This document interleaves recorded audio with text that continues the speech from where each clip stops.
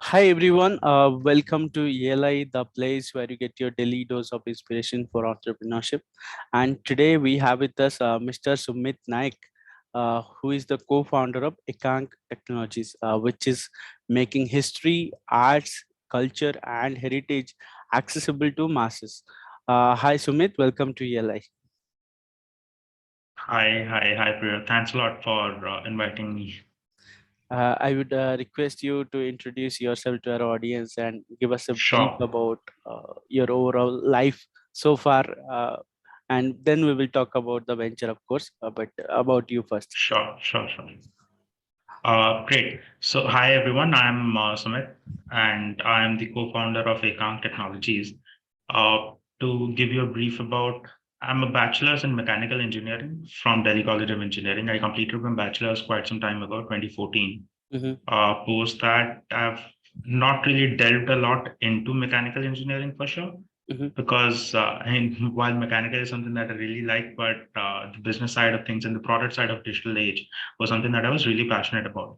So Okay. I joined a couple of startups before joining as a founding member for the previous startup that we had, which is called Statue Technologies. Mm-hmm. And that's where Chetan and I, my co-founder Chetan and I, we started working together very closely, Okay. and yeah, started Ekank in the mid of pandemic, which was Mm-hmm. basically October 2020. So a lot of things were going haywire during that time. A lot of realization kind of stuck in. A lot of products were being built, and that's mostly about it. Without going deeper into the overall technology space and the product that we are building, Okay. but yeah, that's pretty much very straightforward, very simple person like reading. Okay. I think books are something that add a lot of value to you. Mm. Doesn't matter about the genre, doesn't matter about what you want to read. You could read nonfiction, you could read fiction. As long as you read, that's a good habit. It doesn't matter Mm. what you're reading actually. So yeah. Yeah. I think a lot of entrepreneurs and a lot of even uh, celebrities, successful people, they all say that reading is a very good the habit to have. And Mm-hmm.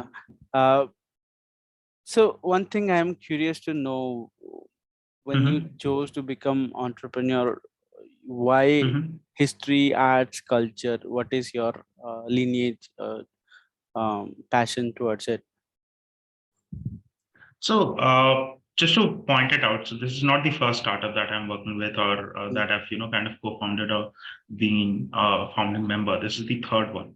Okay. So, being an entrepreneur is something that I've learned over a period of time, Mm. how to build a team from scratch, how to build a business from scratch, Mm-hmm. how to do things which, do how to do everything.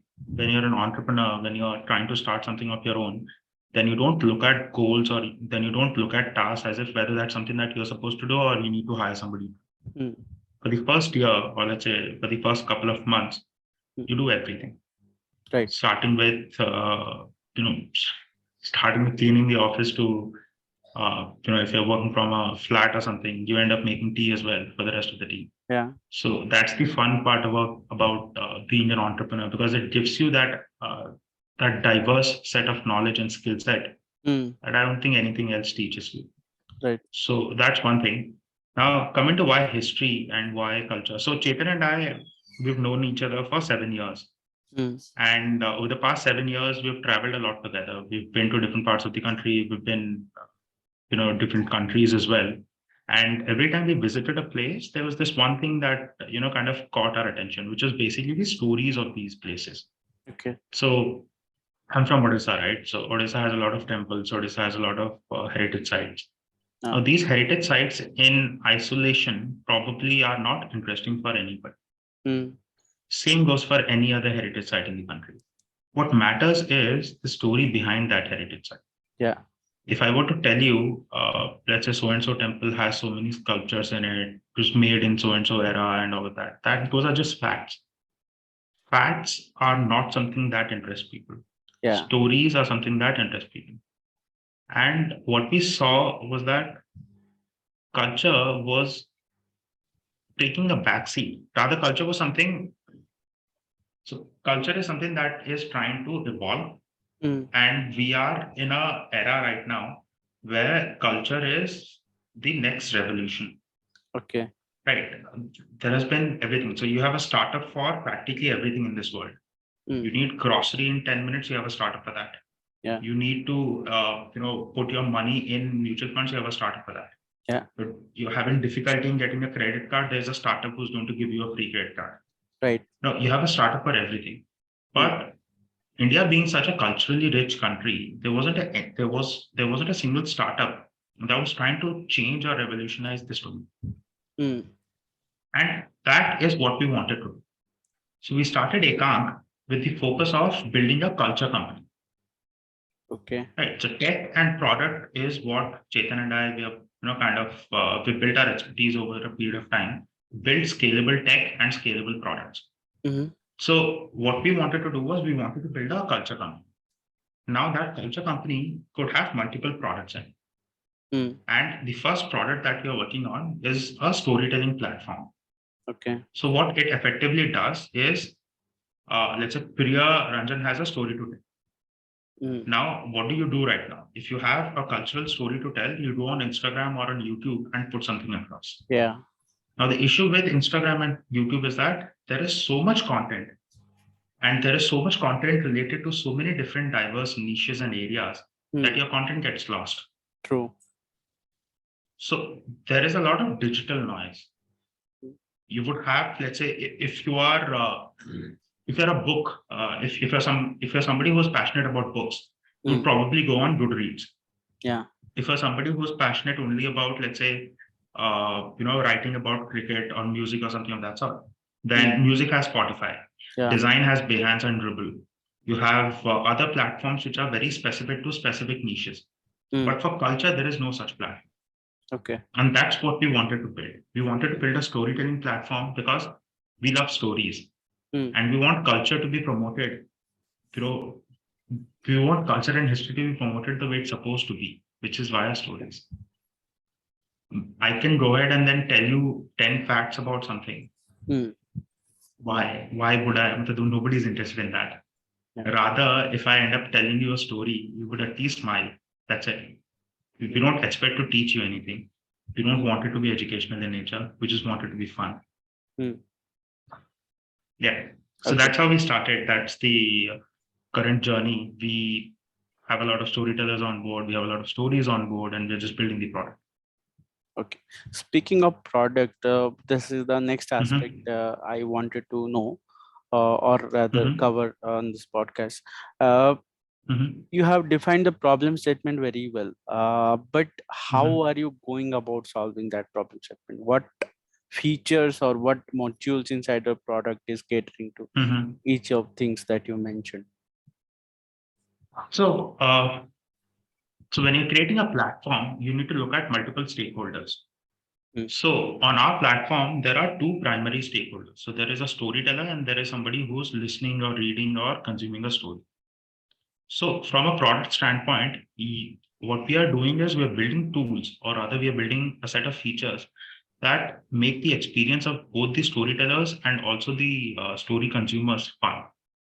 Mm. Right. So storytellers are effectively creators. Okay. These are creators in the field of culture and heritage. These are creators in the field of history. These are creators in the field of non-fiction storytelling. Mm-hmm. So what we are trying to do is we're trying to gamify their entire experience of telling a story. Okay. We're trying to make sure that their stories end up reaching as many people as possible across as many different languages and geographies. Okay. So I'll tell you the core problem that we are trying to solve. Yeah. If there is somebody who's from Punjab, that person wouldn't really know much about, let's say, the stories of Tamil Nadu. Mm. The reason being, nobody has told these stories. It's been history in a traditional sense, Yeah. and that there is a language barrier. Mm. And India as a problem, India as a country has so many languages that it has become a problem Yeah. to know more about different states, right? True. True. So how do you make it accessible? And that's what the product is on. So what we are doing is we are enabling collaboration between different creators. For Mm-hmm. example, I am a creator who's good in speaking and writing Odia, let's say. Mm. Now there is some creator who's good at writing, who's good at understanding Odia, and he or she is also good at understanding, let's say, English. Mm. So I tell a story which is about my place where I come from, or let's say some story that I know, and I tell that cultural story in Odia. Now that other creator can actually collaborate with me and tell that story in English. Mm. Then you would have a creator who's, let's say, a visual storyteller. Mm. Now that visual storyteller could probably not write well, but the person can illustrate and draw something extremely, creatively. Mm. So that visual storyteller comes on board and then collaborates with me and my partner to tell that story in a visual medium. Mm. Then you have, let's say, an audio storyteller, somebody who narrates extremely well. That person comes on board and converts our story into an audio story. Mm. So effectively, what the platform has done is that it has enabled me as a storyteller to convert my story into multiple languages, Mm. into multiple media formats. Mm. So that a story that could have, let's say, died just because it was in Odia and was, let's say, accessible to only 100 people or 100,000 people or a million people, can now be consumed by different sets of people Mm. with different, different interests or different consumption preferences. Because a Okay. lot of people would probably not want to read; they would just want to listen to an audio. A Mm. lot of people would probably not look at a motion that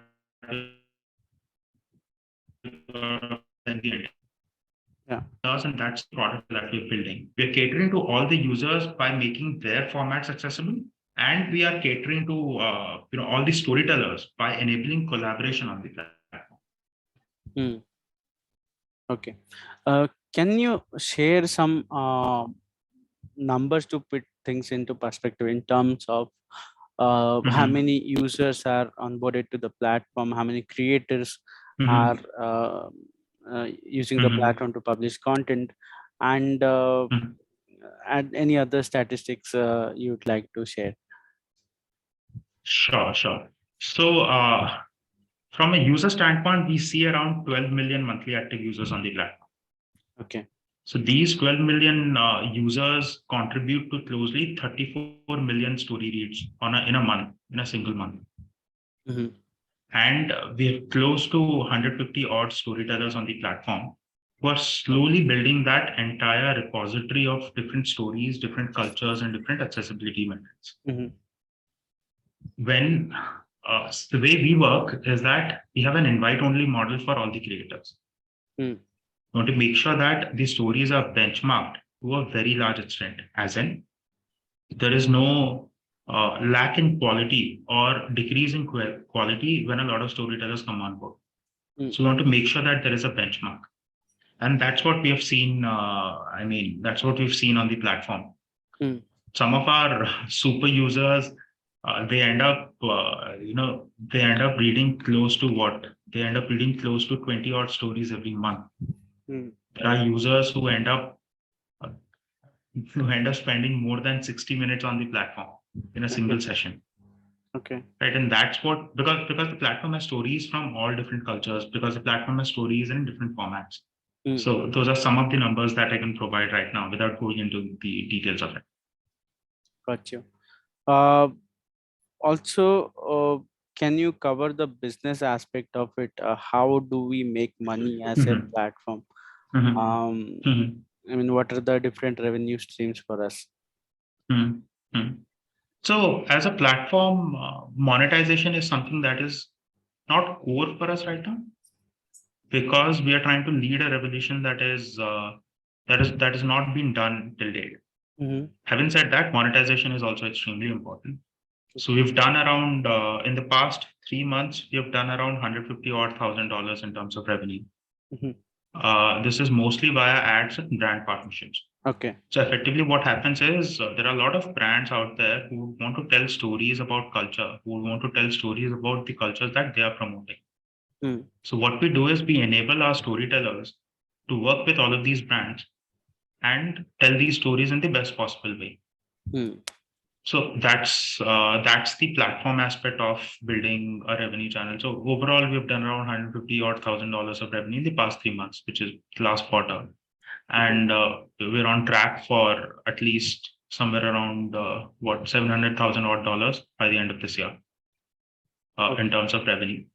And considering that these are all ad driven revenue and partnership driven revenue, the profit margins are very high. We Okay. end up, I mean, it's not a sale of a product, so there's no margin that we need to cut out, or there is no Yeah. operating cost or other cost of goods sold wala kuch funda nahi hota. So Right. we end up having practically everything in our revenue standpoint.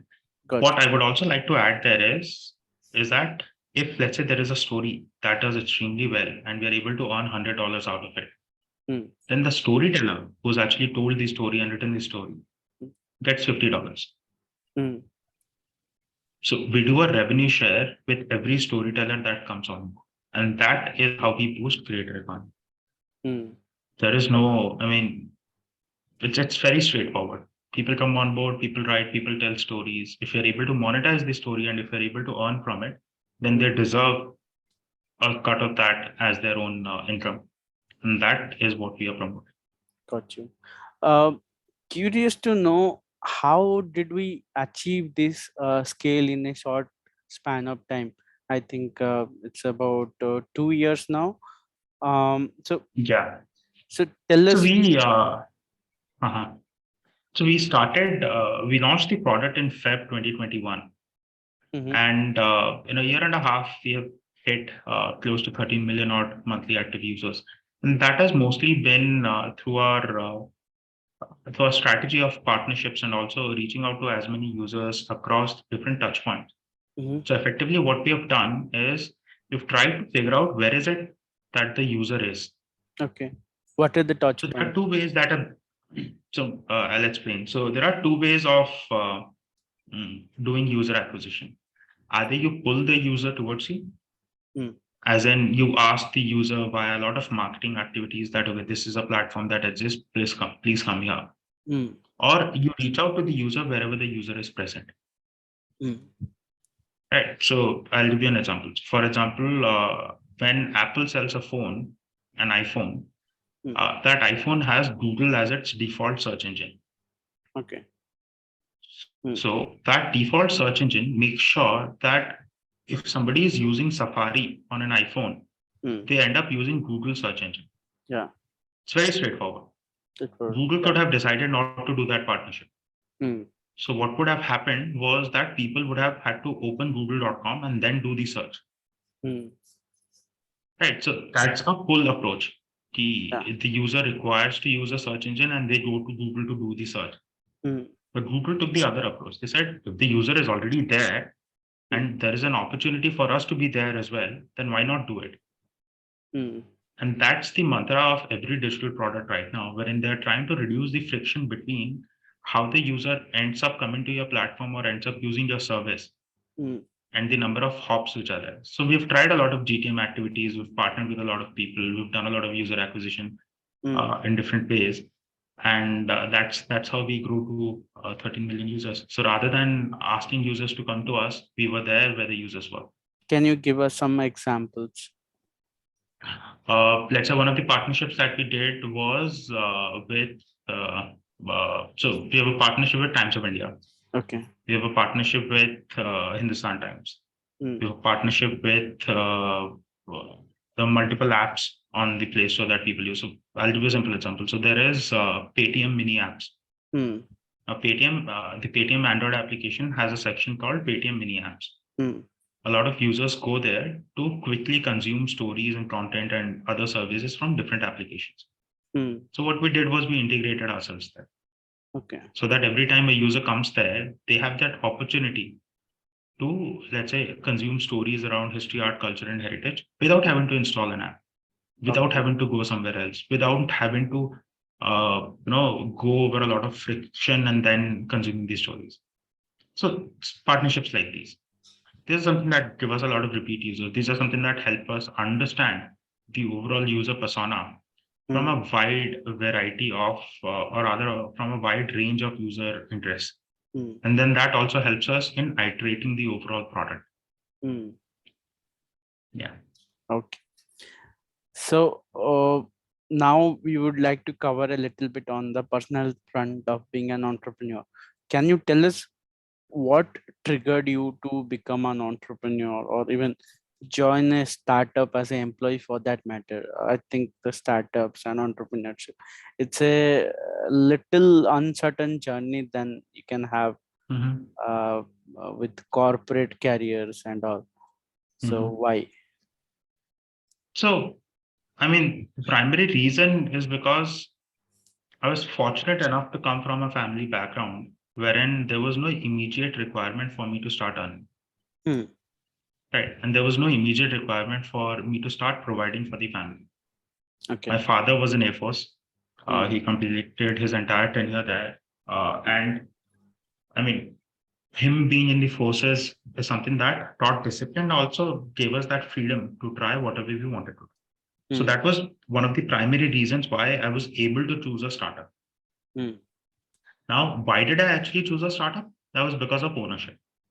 So Okay. effectively in a startup, you end up getting ownership. Doesn't matter what role you are. You could be the founder, you would still have ownership. Or you could be somebody who's joined as, let's say, the junior most member in the company. That person would still have ownership. Hmm. Because building a redundancy in startups is very difficult in an early stage. Hmm. In a late stage startup, you could have, let's say, redundant positions. Let's say you have 5 people for a particular job. Hmm. Each one of them is working on, let's say, one aspect of a particular job. Yeah. But if one of them goes away, then the other people will still be able to, pick that job up. Hmm. That's redundancy in a certain step. I'm Hmm. not. So there are two different kinds of redundancies. One is where you have 5 people doing the exact same thing. Hmm. Then you have 5 people as part of a team trying to solve a bigger problem. Hmm. Now, still redundancy because you have 5 people in the team. Hmm. Now, in an early stage startup, you don't have that freedom. Hmm. Every person takes on multiple responsibilities. Doesn't matter the stage, doesn't matter what position a person is, doesn't matter what role that person is actually serving. Hmm. And that is what kind of excited me about startups. Hmm. Because I, as a person, would probably want to generalize myself or generalize my experience over a lot of things. Hmm. I'm not a specialist. If you were to ask me what is it that I'm good at, probably nothing. Hmm. But what I've tried over the past 8 years is to understand a lot of things and then hop into multiple things, hop into different factors, hop into different areas, and then build my expertise over. Hmm. And that is what actually made startups interesting. Got you. What are the different challenges that you have faced since the time you have started on your own? Uh,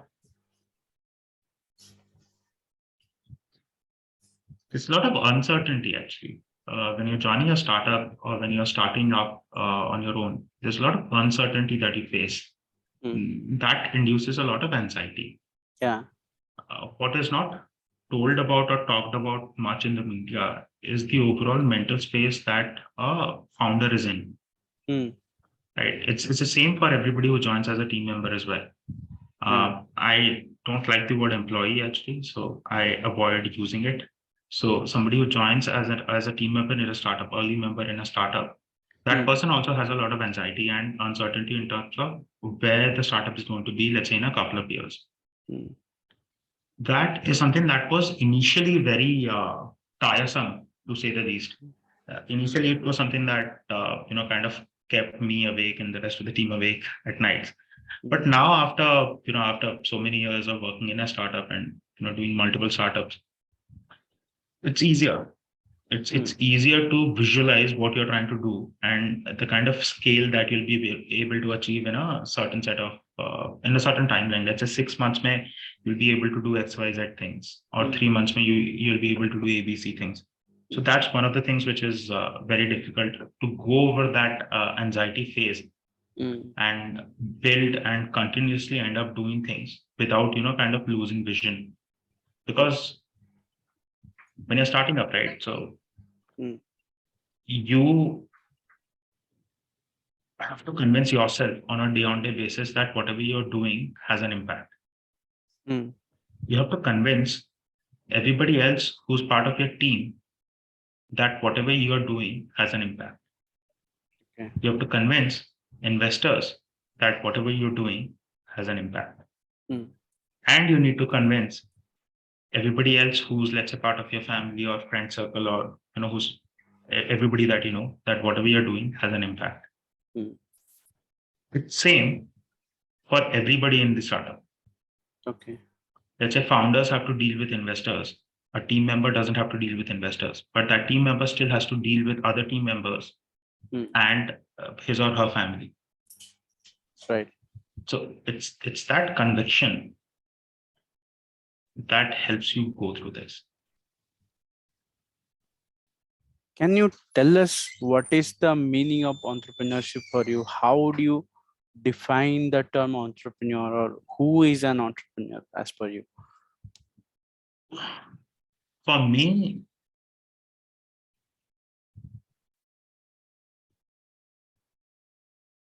me, somebody who's taken an ownership of something Hmm. and trying to work towards it is an entrepreneur.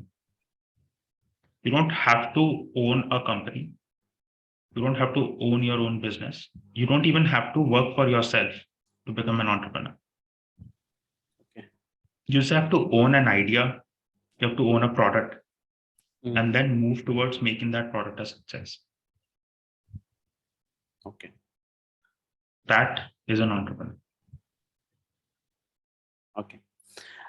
Final question I have. Uh, Tell us about the lessons that you have learned as an entrepreneur, which we can take away and apply to our venture. So what happens is, when you are Mhm. an entrepreneur, you learn a lot of lessons the Mhm. hard way, and sometimes Mhm. these hardships can be avoided by other entrepreneurs Mhm. who are starting and who are learning from the others' mistakes. So can you tell us Mhm. about some pointers on that?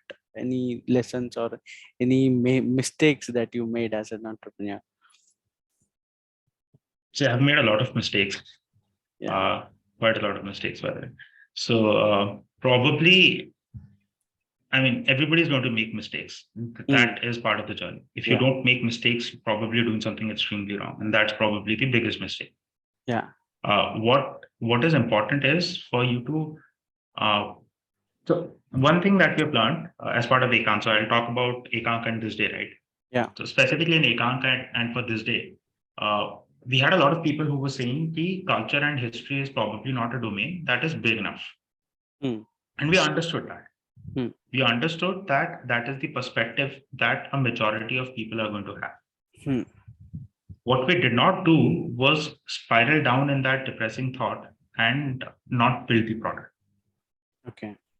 What we did do was take all of their inputs and try to inculcate answers of those inputs into the product itself, or into our business model, or into our GTM, go to market strategy.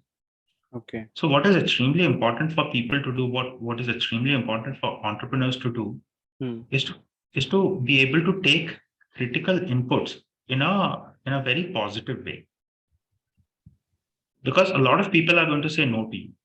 A mm, lot of people are going to say that whatever you're working on is not worth working on.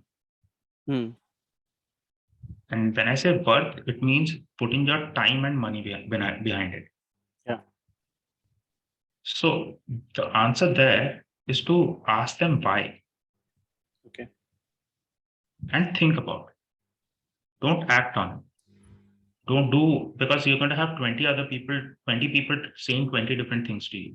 Mm, So you don't have to do exactly as everybody else says. You do exactly what you want to do, okay. but you make sure that you've taken all those criticisms in a constructive way. Okay. I have been very cocky in my life very early on, wherein I thought whatever I was doing was correct. Okay. Not not something that I recommend to anybody. Okay. What I would suggest is humility is, and these are all very generic statements, by the way. किसी भी Mm-hmm. किताब में Yeah. आपको मिल जाएंगे ये सारे statement. Absolutely. But है वही सच. The truth is that you need to take everybody's inputs, be humble about it, and do what you want to do. Mm, But you need to be open to taking ideas and then incorporating those ideas into your product or service or whatever you are building. Got you. It's true for a writer, it's true for an artist, it's true for an entrepreneur. Got you. Well, on this note, I think we have come to the end of the session. Thanks for your time, Sumit. And I think it was a, Thanks a lot, Brandon. yeah, and our best wishes for Ekank. Okay.